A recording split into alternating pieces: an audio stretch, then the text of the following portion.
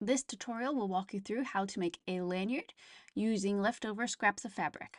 It's really simple to make and is a great way to use up small leftover pieces of material that you have from other projects.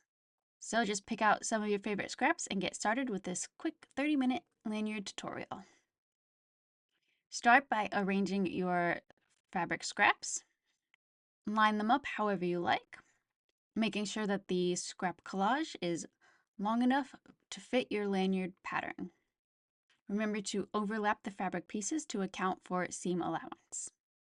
Now you want to sew all of your scraps together one by one. Make sure to press each seam as you go. Now you want to overlay your lanyard pattern on top of the collage and then cut it out.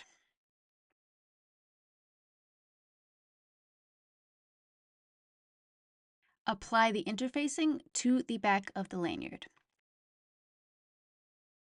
Now you want to fold the lanyard in 4. Fold the outer edges to the center and then fold the fabric in half. Press this in place, but do not sew it closed yet. Slide the clip onto the lanyard. And then you want to open up both ends of the lanyard and sew them with right sides together. Then you can refold and press the lanyard closed.